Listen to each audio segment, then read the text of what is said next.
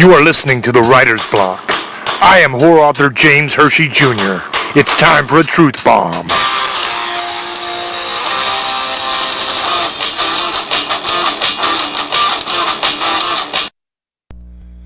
Hello everyone, and welcome to a special Monday night edition of The Writer's Block.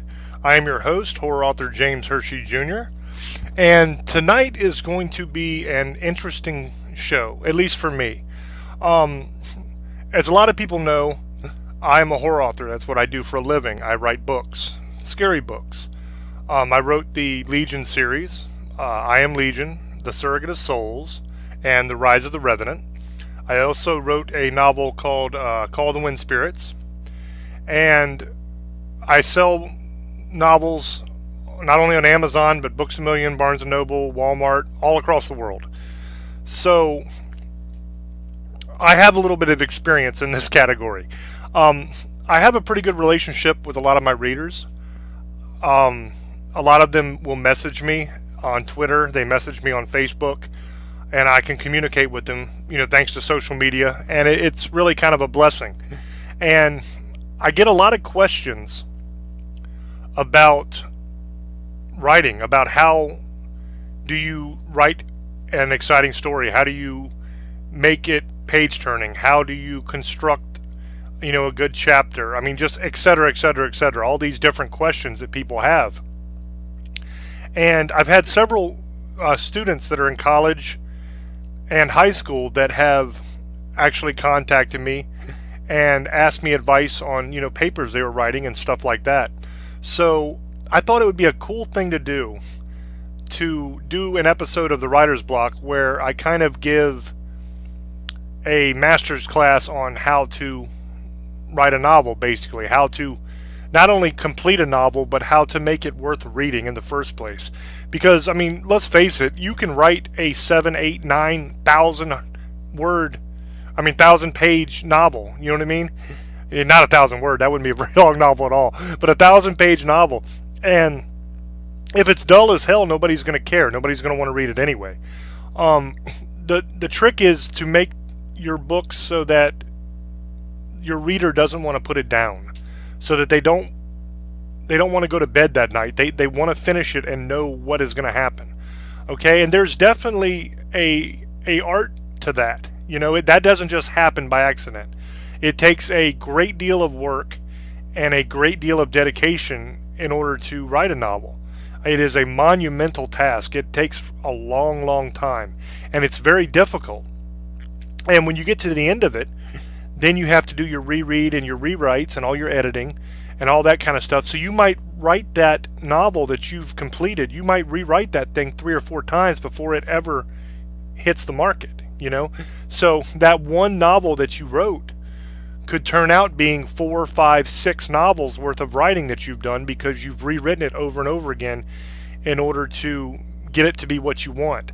Now, that's the first point I want to touch on here, is a lot of writers, even professionals that I know, that's a mistake they make. They tinker too much with the book, and it never gets done. So instead of putting out, 1 or 2 novels a year, which they could be doing, instead they put out one every 4 or 5 years, because they literally can't stop messing with the book. Every time they read it, they find something that they don't like and they change it again, and then that change doesn't make sense for the other things that they have in the book, so they have to change it again. So that being your own worst critic thing is really hard. Okay? So one thing you have to do is try to, I don't want to say plan your novel out completely, because you don't want to micromanage every little second of your book. For those that are fans of mine, that know my writing process, mine's a little bit different than other people's, because I dream everything that I write. That's where I get the basic bones of my story, and then when I flesh out the story, I'm just kind of letting it flow through me. Okay? But if you don't have that ability or that talent or that gift or that curse, whatever it may be, then you can still craft and create an amazing story that people will love to read with just a little bit of planning. Okay? Now, I don't really believe in outlines because I've never outlined a story before, but what you want is the bare bones of your story, okay? Now, a lot of people might say, hey, James, come on, man, that's an outline. The bare bones is an outline, but not necessarily. Okay, in an outline, you are setting up each chapter, and you're setting up all your plot points in the chapter and everything. And that's not what I'm talking about, okay? If you do that and then you try to stick to that, then your writing is going to come off as too formulaic and stale. It's not going to move. It's not going to be free. It's not going to be alive. And one of the most important things in making a riveting novel that people can't put down is it has to be more than just words on paper. It has to be a living, breathing, loving thing. You know what I mean? It has to have a life of its own. And that's what makes a great novel, is when you never know what the hell is going to happen, you know? And if you stick to outlines, then you start becoming stale. You know what I mean? And everybody can kind of predict what's going to happen in your novel. They say, oh, here we go.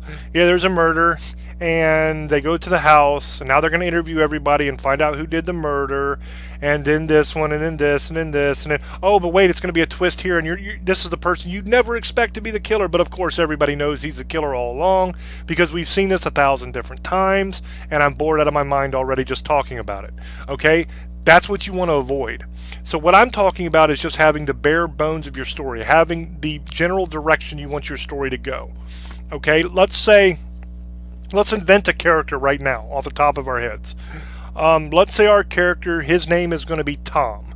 Okay, and Tom, because I'm a horror writer, let's make it a horror story. Tom is going to be a murderer. He's going to be a killer. Now, that's the first point in our little bare bones here that we've made. Okay, Tom is going to be a murderer. Okay, now we know Tom is a killer. He's a real dick. He's going to hurt people. How do we want this to come about?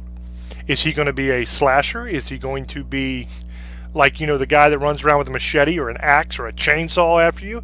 Or maybe Tom is one of those gangbanging kind of dudes, man. Maybe he's, driving around in his car and just popping people off with a 9mm. What kind of killer do you want? Once you decide that, then you have to figure out where Tom lives. Okay? Like in the example of Jason Voorhees, he uses a machete. They put him at Crystal Lake. Okay? Here's a whole backstory that's created for Jason. You can do the same thing for Tom. Okay? Let's say Tom really loves to use an axe. That's his thing. He loves to chop people up with an axe. Okay? Now we think to ourselves, why would Tom want to cut people up with an axe?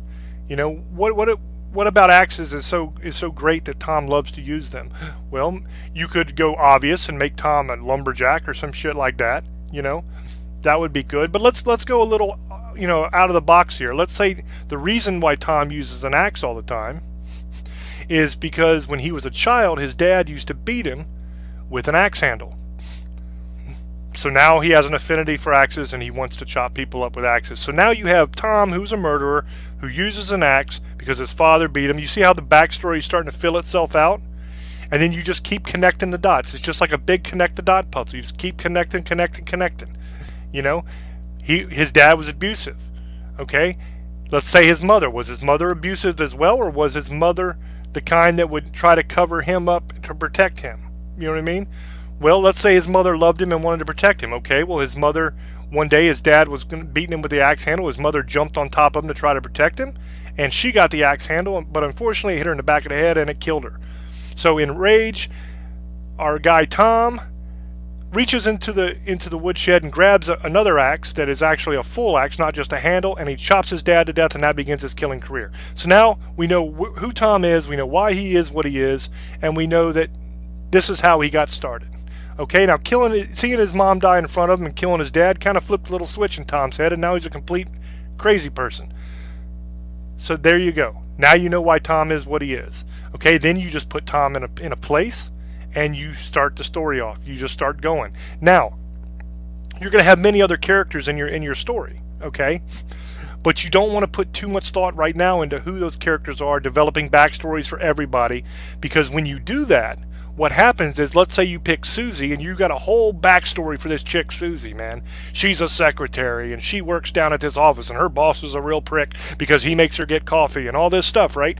Okay, then you put Susie into the scene with Tom, okay, at an old abandoned amusement park or something. Boom. Okay, there she is. Now she's in an old abandoned amusement park with Tom, the axe killer. Go. Then all of a sudden Susie is in a situation where she needs to know something. But she's not going to know that shit from being a secretary, so then you have to create a whole new backstory, and then you got to go back and change. You see what I'm saying? That's how you kind of trip yourself up. The better way to do it, I find, is you have the basics. You know who Tom is. You know who Susie is. Let's throw Susie in that park with Tom, and let's see what happens. Okay, Susie walks into the park. She knows that it's abandoned because it closed down 5 years ago, but that's okay, because her and her friends just want to do a little drinking and partying that night. So now Susie is not only alone, but she's joined by 4 or 5 of her friends. Now you have a nice little group there that you can riff off of. So they walk into the amusement park. They start walking. It's dark. It's dingy. It's cold that night. You know, they can see their breath. Details start filling in. They're walking along. Now what happens? You know what I mean? Maybe a rat scurries out from somewhere and scares the hell out of them, and they scream. You know, and you just keep going with it. And whatever happens, happens. As you flow through that, your imagination will start running wild. It'll start making connections with all different things that you've put in your story. And next thing you know, your story has a life of its own, and it's just flowing, man. It's just running off wherever the hell it wants to run off. And then you're going to find all kinds of interesting and neat things start happening in your story, you know? It might turn out later that everybody dies except for Susie. You know what I mean? Which is the formulaic thing to do. And then you're going to have Susie escape. You know, that's what you would see in a horror movie, but maybe Susie doesn't escape. Maybe Susie loses her shit and joins Tom, and they go off killing together somewhere. You know what I mean? You never know where you're going to end up. And that's the beauty of it.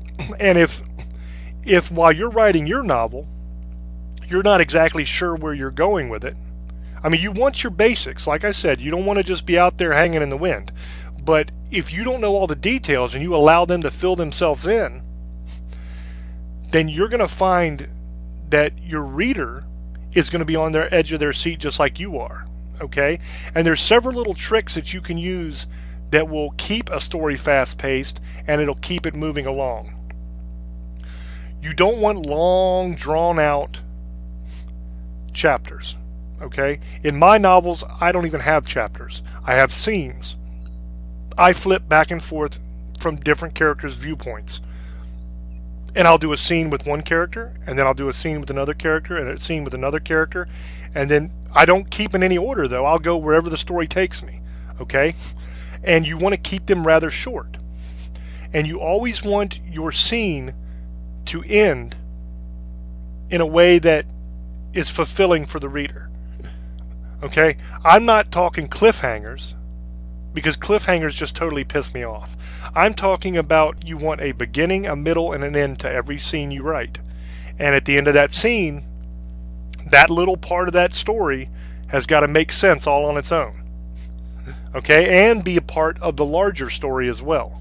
So you're writing tiny stories inside of a larger story that will wrap up completely and make sense at the end. See what I mean? It's not an easy thing to do. It's hard. But if you can do that, and you put action in there, and you build each scene up to a climax point, to where the reader is like, oh my God, what's going to happen? Oh man, I can't believe this. And then, there it is. And then you switch. Now you're on a different character.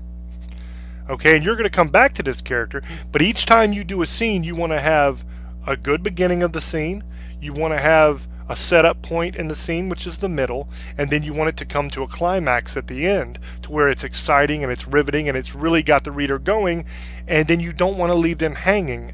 See, that's another mistake a lot of writers have. They try to end each little chapter they do as a cliffhanger, so that you're, I gotta tune in to see what's going to happen in the next chapter. Oh my God. But see, the secret is readers don't like that. It pisses them off. You know, they want a conclusion. They want to come through the story, and when they're in the middle of something, they don't want you to just all of a sudden stop and then move on to something else. That drives people crazy. And then when you come into your new scene, you're starting with a climax, So then the rest of your scene can't hold that same energy that you have in the very beginning. So your entire scene after that is anticlimactic, and it just doesn't work. It just lets your reader down. You want to build, build, build, give your reader what they want, and then move to your next scene with another character.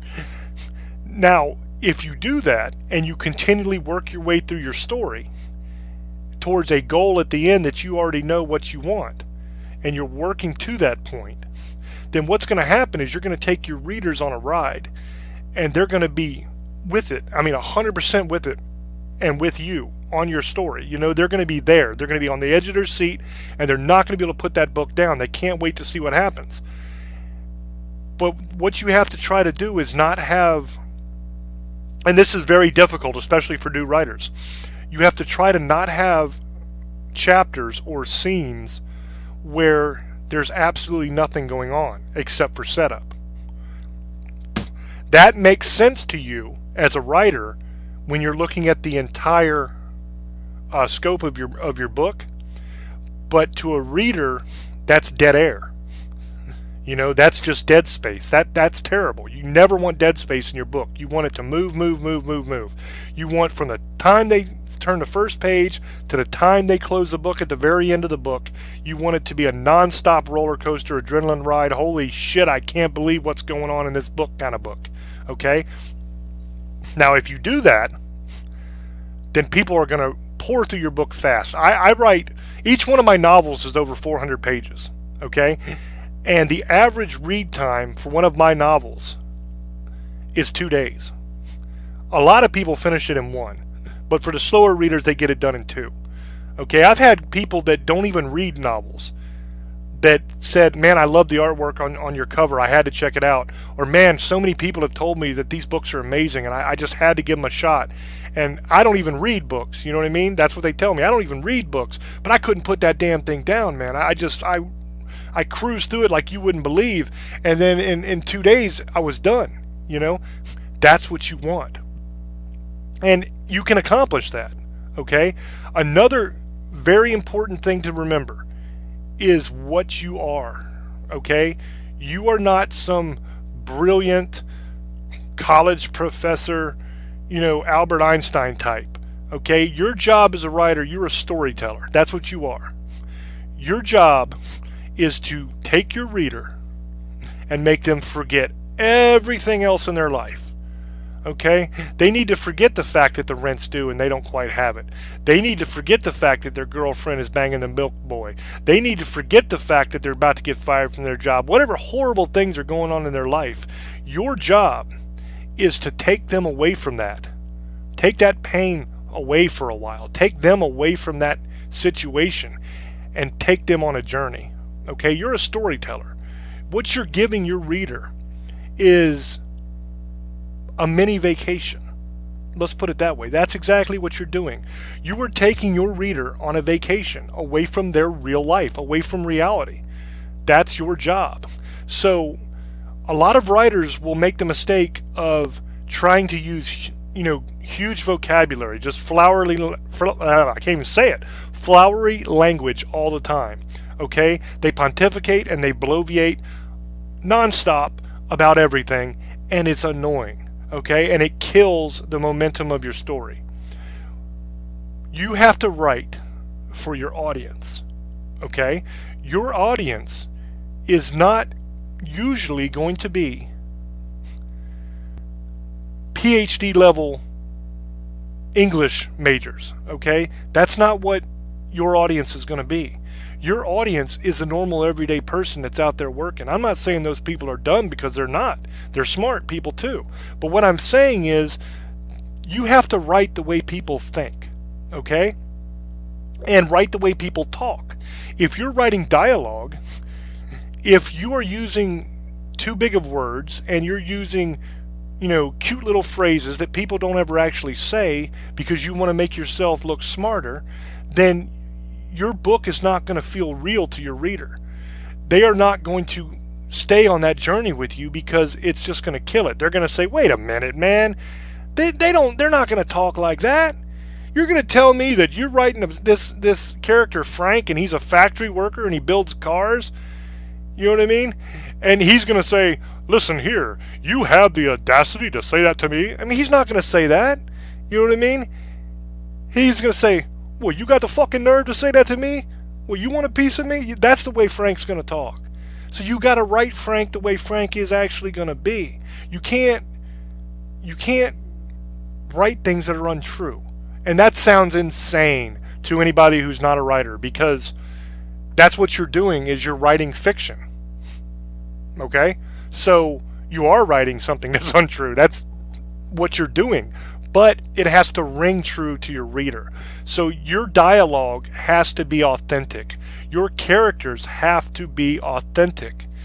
Just try to stay away from stereotypes as well. You know, if you're writing, you know, a Louisiana Creole type person, don't go with the stereotypical, you know, voodoo kind of person that everybody thinks of when they think of Louisiana.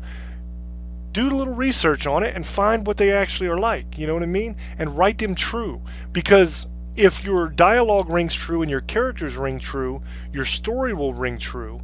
And what that does is it allows your reader to suspend disbelief even more for a while, and they get even deeper on that journey with you. And they become part of your story. You know what I mean? They feel like they're there. They feel like they're in the scene with the characters, and it really feels real to them, and it really takes them on a ride. And if you write horror like I do, that means that you can really suck those people in and scare the ever-loving shit out of them. You know what I mean? I mean, really frighten them to their bones. And that's a great thing. Not because I'm a sadistic kind of person, but it's a great thing because that's why horror is great, you know? The great part of scaring people is when they realize they're not in any real danger. Man, it's a hell of a rush. And they feel more alive than they've ever felt, you know? So if you can give them a great story, great characters, and the whole thing rings true, then you've got something there, you know? So that's exactly what you want to try to do. And you want to try to keep your scenes to a short length. And I don't mean a page or two, but if it calls for it, a page or two is not a sin. You know what I mean? But you don't want to go on and on for 50 pages on one scene. That's too much. That's way too much. You know, when you're doing your rewrite, if you can't put the book down, even though you wrote it, then you know you've got a bestseller. But if you find yourself bored when you're rereading it, then your audience is going to be bored as well. Your reader is going to be bored. He's not going to want to finish that book. You know, every time I write a book, before I put it out there for everybody to buy, I reread the book myself. I do all my edits, all my rewrites, all that stuff, and then I reread it again when it's the finished product. And by this time, I have already written this novel, and I've edited this novel, and I've rewritten this novel, and I've re-edited this novel, and now I'm rereading this novel. So I should be sick and tired of these characters and this story completely. I should just want to throw up every time I even hear the title, okay? But when I do that reread, that final reread, if I can't put the book down and I'm enjoying it, then I know it's going to be a hit, and I know it's going to be a great novel. And those are the only ones that I'll put out, you know? And that is what you need to do. You have got to be your own reader. You've got to be your own audience, you know? You're writing for a larger audience out there, but you've also got to look at your work as a reader, okay? And be critical of yourself, man. If it sucks, tell yourself it sucks, you know? Because being too proud of your work and not being willing to just rip it up and start again if it's garbage, that right there is going to ensure that you do not have a career in writing. Because we've all done it. We've all written stuff that when we reread it, we think, this is not good, you know? Now, a smart writer will start over again and just say, that's garbage, I'm not putting that out. And they'll begin again, and they'll make something worthy of their audience. A dumb writer will think, well, I'm so and so, and I'm famous, and And damn it, if I say it's good, it's good, and I don't care, and they'll just put it out there, and then there goes their career. If they're big enough, they might survive one or two bad books, but they're going to lose readers. The readers aren't going to stick with them. If you write one crap novel, and you have a group of readers that hang on your every word, and they love your novels, and they're just rabid for them, man. As soon as they come out, they snatch them off the shelf, and they grab one of your books and it's terrible, they're not going to be so quick to buy again. You know what I mean? So you've really got to be critical of your own work and make sure before you put it out that it's great. Okay? So, have your bare bones, let it flow. Don't take yourself too seriously. You're a storyteller. Okay? Very important. And anybody can do this. Now, I'm not saying anybody can write the quality of novels that like I write, or Stephen King writes, or Dean Koontz writes, somebody like that, right away. It takes years and years and years of working to get as good as somebody who's, really, really good at this. But the longest journey starts with a single step. You can begin writing stories, and you can get better and better and better, because I believe that you can exercise your writing the same way you exercise any muscle in your body. You're exercising your mind. The more you do it, the better you will get at it. And the more you will notice little bad habits you have, and little idiosyncrasies that you put in your writing, and you'll be like, I got to stop doing that. You know what I mean? And it just makes you better. But as you flow along, you have to trust your story. Okay? Trust. Because you may be writing this, but there are millions of stories out there just waiting to be told. And it's almost, once you get really good at this, it's almost as easy as just reaching up and plucking one out of the air and doing it. You know what I mean? It's almost that easy. Once you figure this thing out and you really get rolling with it. I have never one time in my life had writer's block. I've never. That's what kind of actually makes the name of this show kind of ironic, because it's never happened to me. But I can literally just sit down with a blank screen and just begin. Just start typing whatever comes into my head, and it will turn into something. It's just a free-flowing way of writing. You just go with it, and you just write. And it will turn into something. It's a beautiful, magical thing to do.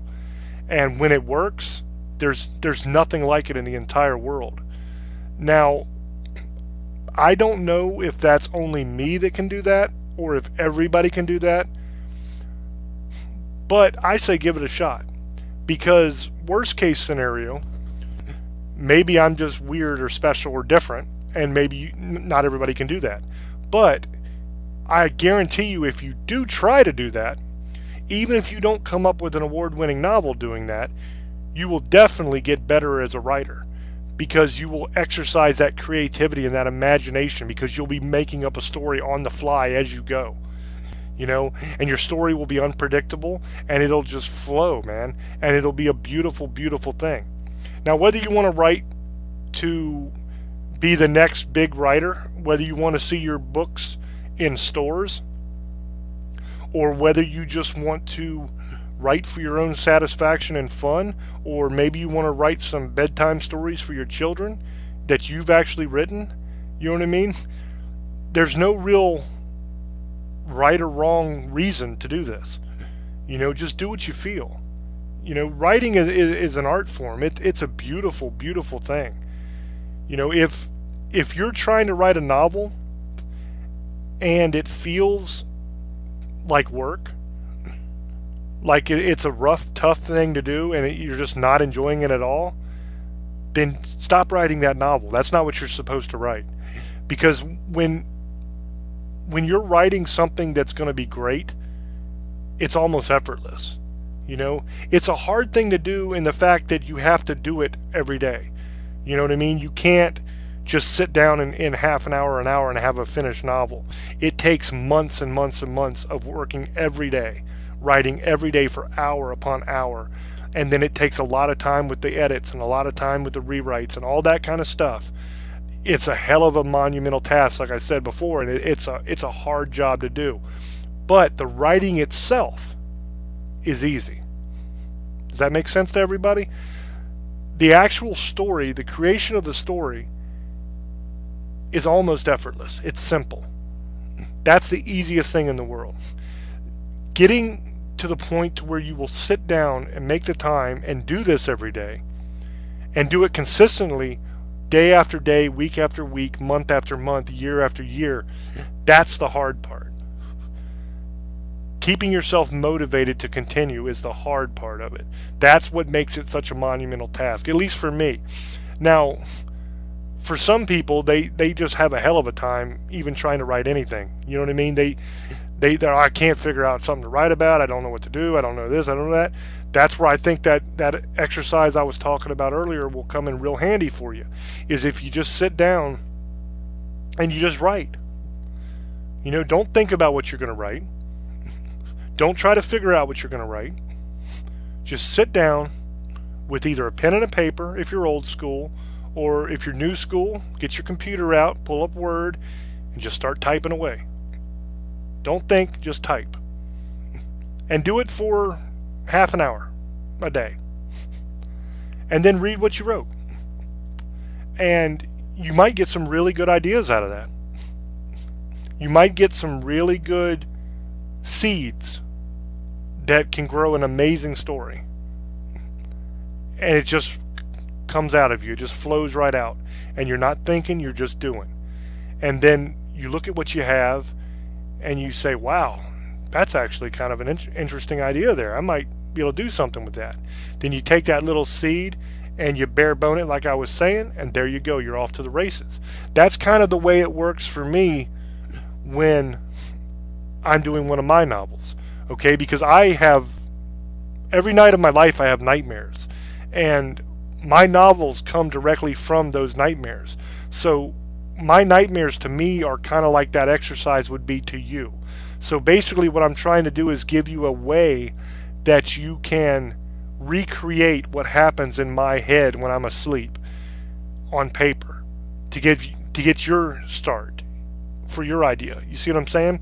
For me, it's I have the dream, and that's the bare bones of it. I take that little seed and I plant it, and I just start fleshing it out, and I just start writing. You know, I know what my dream was. I know the basics of it, and I just sit down and I just go.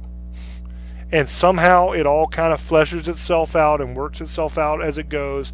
And there's tons of twists and turns and amazing, wonderful things that happen in my novels. And none of it is ever planned. It all just kind of works itself out, you know, and it just flows. And it's a beautiful, beautiful thing. And every single one of them started the same way as a nightmare I had, you know, and they became this enormous 400-page novel with tons of characters and tons of detail and plot twist and all kinds of amazing things. And they all started from a tiny little nightmare, you know. And you can do the same thing. Like I said, when you're writing, you're sitting down, you're just free flow writing, you will get those little seeds, and you pick those little seeds out of what you wrote, and then you just run with it, and you just go, and you just let your mind, your imagination, whatever it is that does this, you just let it create as you go. And you'd be amazed at what you come up with and how much fun it is, and the finished product will be beyond anything you could ever imagine, you know. Now, as far as your skill as a writer and how good it is to read, that will come in time. You know, the more you write, the better you'll get at it, the better your phrasing becomes, the better your, you know, scenes will be, everything will be better. So the more you go, the better it is. And eventually you'll reach a point to where somebody's going to want to read it, you know, and you can put it out there and you can start your career if that's what you choose to do. Or if you just like to write for fun, you can start creating some really interesting, fun stuff that you really enjoy, you know? And I mean, when I say everybody can do this, I honestly believe that. I believe that everybody can write a story. Now, whether everybody can write a novel, that's a whole different discussion. Because like I said, a novel I'm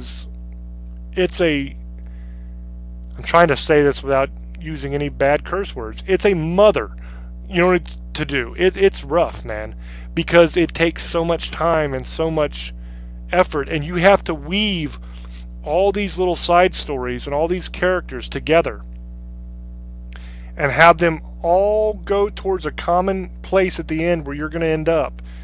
And somehow you're going to have all these different twists and turns and plot twists and unexpected things happen, but still end up where you want to be. So your starting place, your destination, but you have no idea about the roads that you're going to take to get there. You just know you're starting, let's say here in Virginia, and you want to get to California where Old Boy is. Well, that's a hell of a long distance. That's kind of like a novel. It's a hell of a long distance. Now, how are you going to get there? What roads are you going to take? That's what roads your story going to take. You know what I mean? What kind of twists and turns are you going to have on the way? What kind of adventures are you going to have? Where are you going to stop to eat? Where are you going to stop to do this? You have no idea before you go. That's what creating a novel is like. It's like planning a cross-country trip without even knowing what road you're going to go on, or where you're going to stop to sleep, or what you're going to eat, or how you're going to pay for your gas, or anything. You're just going to hop in the car and go. It's that difficult. But when you finish it, it's one of the most rewarding things you could ever do. So if any of you guys have any questions on writing, or about this show, what I've done today, or even just show ideas for the future for writer's block, because for this show I normally do like conspiracy and forgotten history stuff and different mysteries like Atlantis, Bermuda Triangle, all that kind of cool fun stuff. That's what I normally do. But today was one of those situations where it's close to Christmas time, and we're not doing a whole lot of shows right now because it's the Christmas season and people are with their families and doing stuff like that. And I had an opportunity where I had an open night here tonight to where I thought I'm going to jump on here and I'm going to go ahead and do this show, because it's something that I've gotten a lot of people have messaged me about this.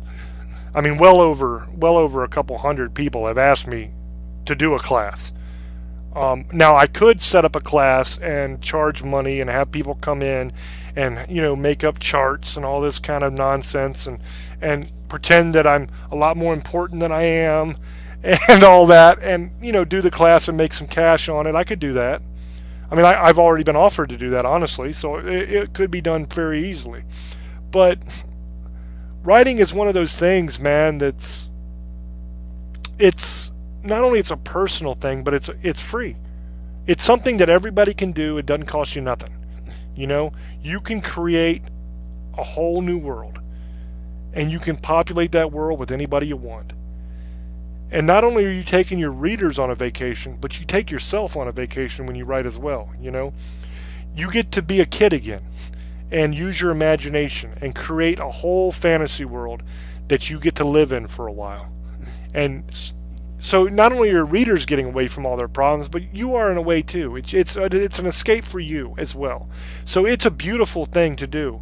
And I don't know, I just don't feel right charging somebody to help them along on this journey. You know what I mean? Because it's something that I love. When I was a little kid, I always wanted to do this. This was one of my dreams for my life, was to be a writer and actually be able to write a novel. And for many, many years, I never did. Because, well, to be quite honest with you, the reason I didn't do it for so long was because the whole idea of actually trying to do it scared the hell out of me. Because to me, it seemed like climbing Mount Everest naked would be a lot easier than writing a novel, because it was such a monumental thing in my mind to attempt to do.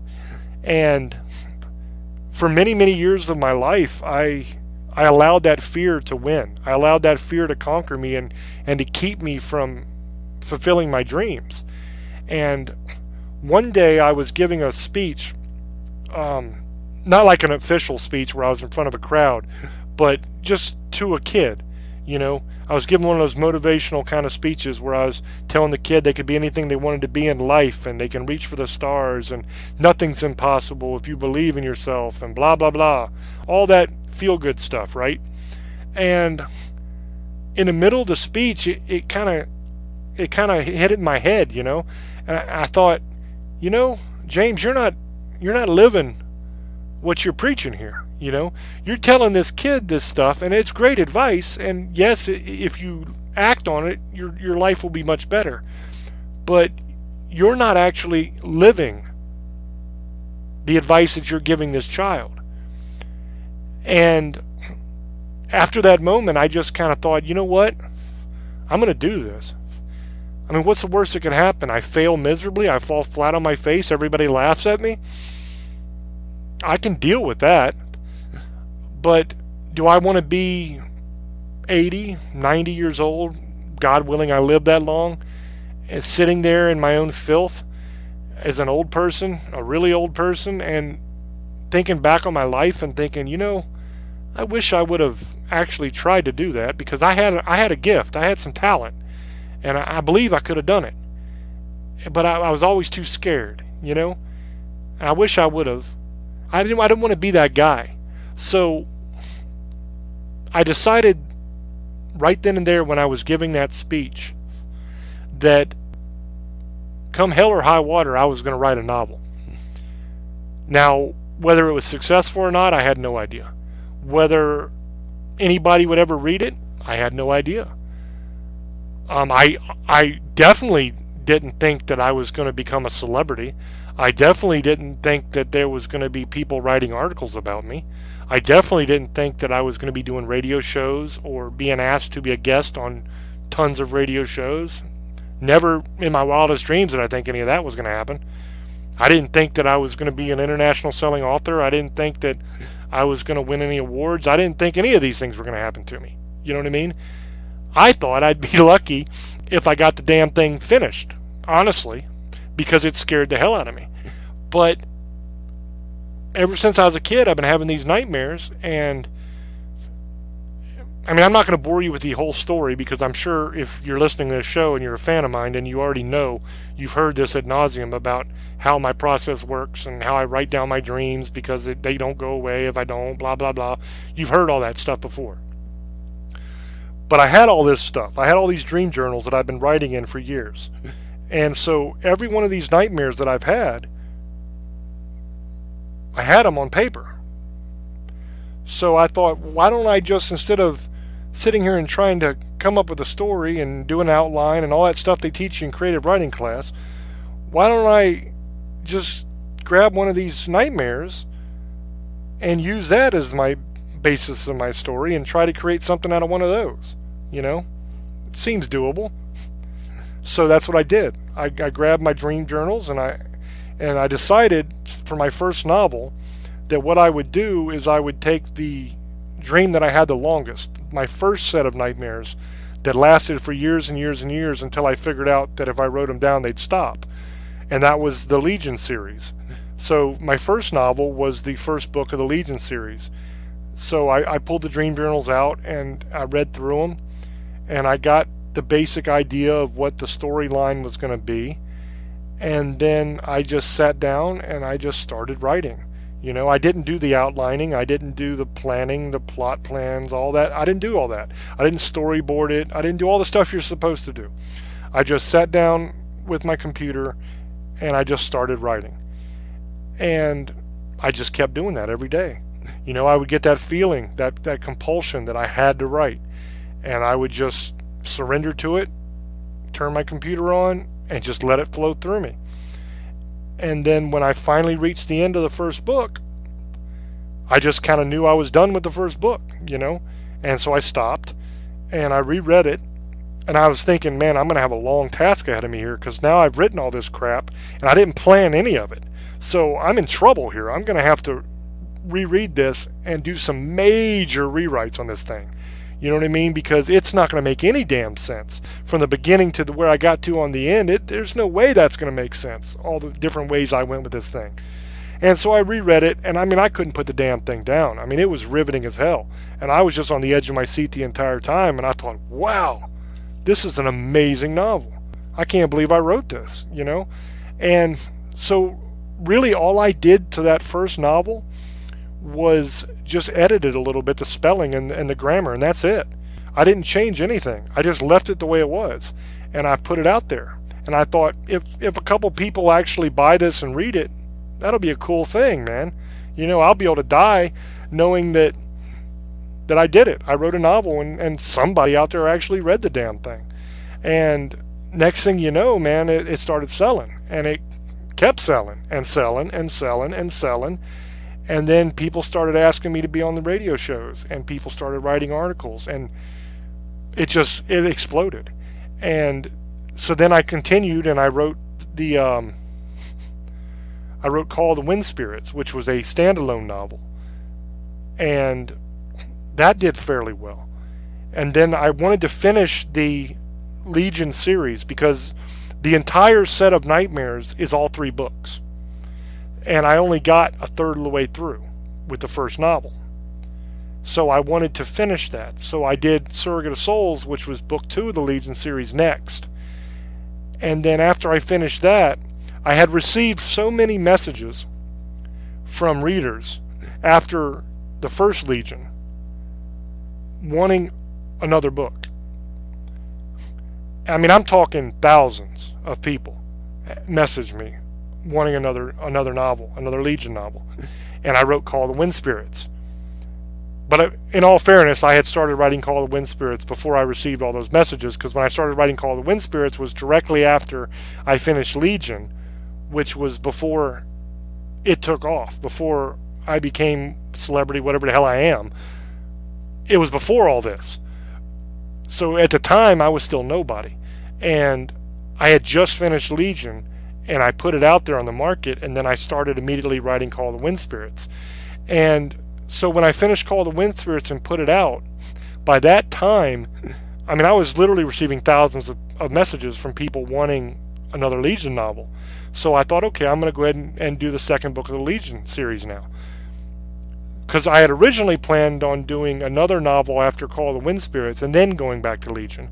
But the demand for it was insane, so I went ahead and put the second book out instead.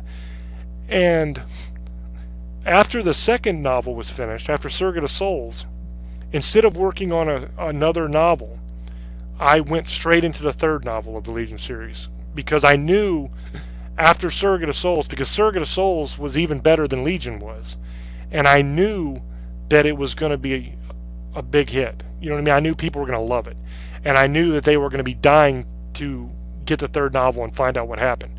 So I immediately started writing the third novel, which is Rise of the Revenant, and I finished that and put that out, I don't know, 3-4 months ago, something like that, and it's doing pretty decent, you know. So now I'm writing another standalone novel that has nothing to do with any of the novels I've written before. And after that novel, I may write the sequel to Call of the Wind Spirits, because there's more to that story as well. But I haven't decided whether I'm going to write the sequel to Call of the Wind Spirits after this novel, or if I'm going to do another one in between. I don't know yet.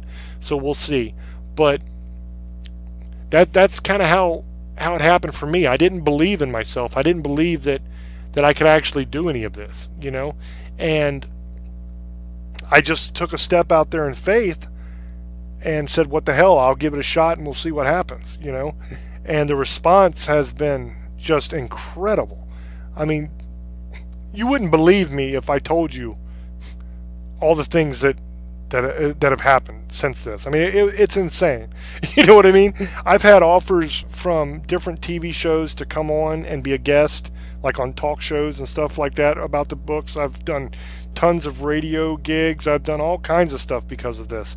And it just blows my mind, because I'm just an old redneck country boy, man. I live up here in the mountains, and that's what I like, man. I'm nothing fancy. You know what I mean?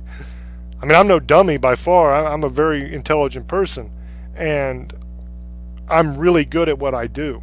You know what I mean? So, I mean, I'm not trying to demean myself when I say I'm a redneck. That's just what I am. I'm a country boy. I always have been. I always will be. You know what I mean? But I believe that God gives each of us a gift. He gives every single one of us something that we can do better than anybody else. And the trick is to figure out what that thing is, and then figure out a way to do it for a living. You know? Usually, the thing that you're given, the gift, is something that you just love doing more than anything. Because you're going to have that love for it. You know what I mean? So if you can find a way to make a living doing the thing that you love to do,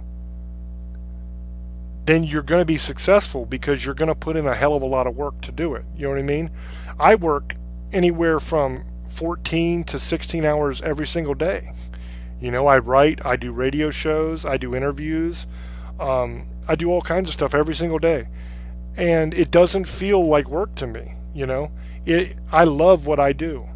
And if I could choose any profession in the world, I would be doing exactly what I'm doing right now, you know? I would be writing stories and making books and selling them, you know? That's what I love to do. And when I get out and actually do book signings, which I've done several, I need to do more. I have people that want me to do them, but I'm just always so damn busy. I just don't have time, you know, but I got to start making time. But when I get out there and do the book signings, and I get to meet the people that buy my novels and read them, and I get to talk to those people, that makes everything, all the hard work, it makes it worth it. I mean, it's for me, it's not so much about the money. I mean, the money is nice, don't get me wrong. It's a great thing. But for me, the best part of this is knowing that what I do, what I love to do, brings joy to somebody else as well. You know, I've talked to people, and they've told me about how they were going through tough times, you know, with their wife or their relationship or whatever, and they were able to sit down with one of my novels and read them and just escape everything for a while, and how it really helped. And I mean, that's a great thing, man. I had a dad that read Call of the Wind Spirits, and he told me that he didn't really have that great of a connection with his daughter. And after he read Call of the Wind Spirits, because that's a very powerful book about the love between a parent and a child, and trust me, if you haven't read Call of the Wind Spirits, definitely go get it and check it out, because it is an amazing, powerful novel. There was a point in that novel when I was writing it that it literally moved me, this one scene, to the point that I was just crying like a little girl, man. I had tears just strolling down my face, and it got to the point where I couldn't even see the computer to keep writing. I just had to stop for the day, you know, and get myself together. It was such an amazingly powerful novel. And so that's a novel that this guy had read, and he said that after he read that novel, he finished it at night, and he had already kids had already went to bed, and he went upstairs and he kissed his daughter on the forehead and woke her up and told her he loved her, you know. And now he has a much better relationship with his daughter, because he realizes how precious that is. And that's an amazing thing to me, man, that, you know, one of my nightmares that I had, that I was able to take and make into a novel, something that I love to do, and put it out there. And it's some guy I've never met and would never know, you know, if it wasn't for the fact that I wrote this. I would never know this guy.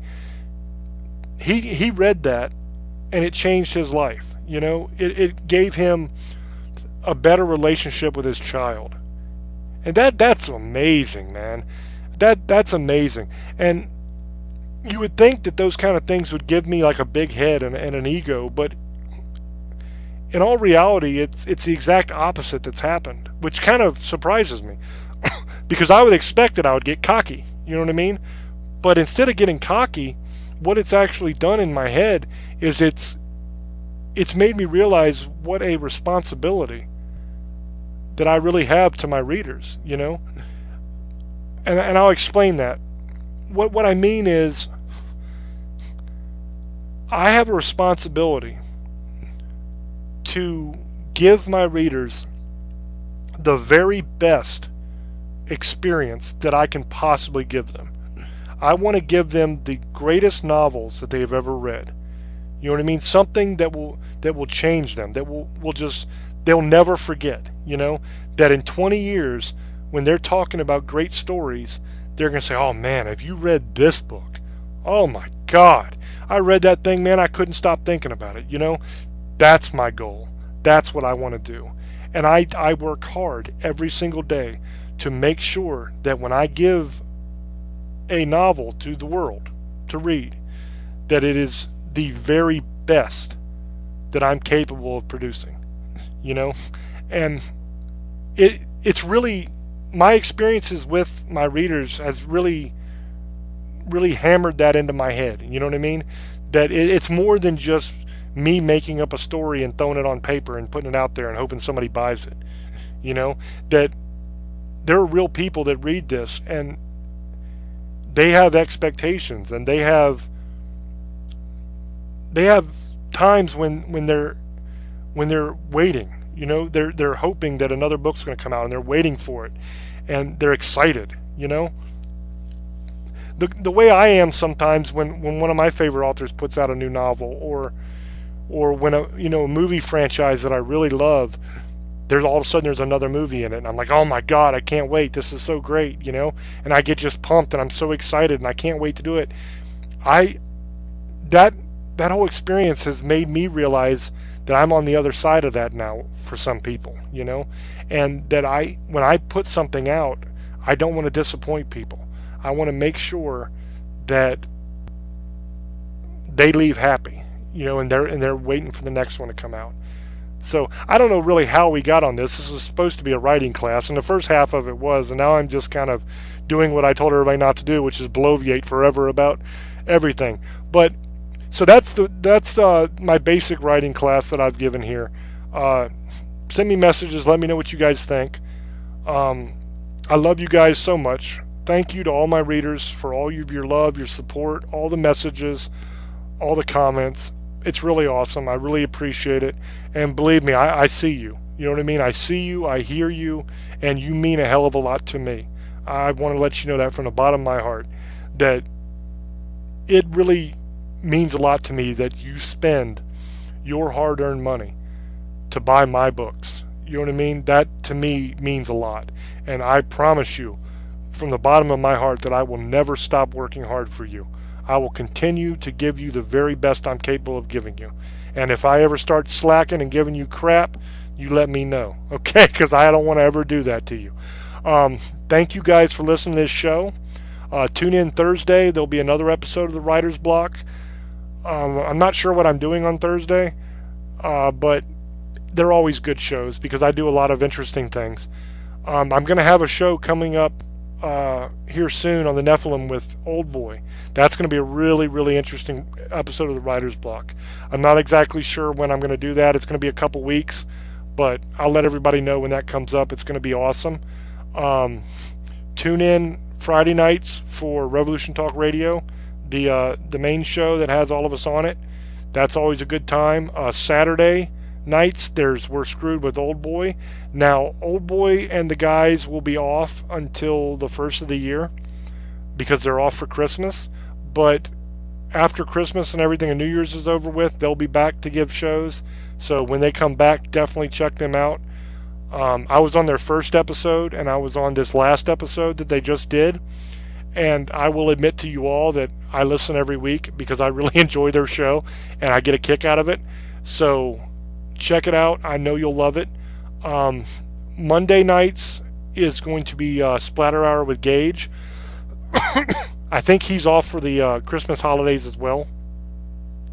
But we'll definitely have the Writer's Block every week and the Revolution Talk Radio show every week. So Thursdays and Fridays we'll definitely have a show. And just stay tuned to the website on Facebook, the Revolution Broadcast Network page, and we'll let you know whenever we're going to do shows other than those two until after the first year. After the first year, schedule's back to normal. Everybody's back, and we'll be giving y'all all the shows that you are used to having. So with that being said, thank you guys again so much. I love you from the bottom of my heart, and just keep reading, man. Love you guys. Bye-bye.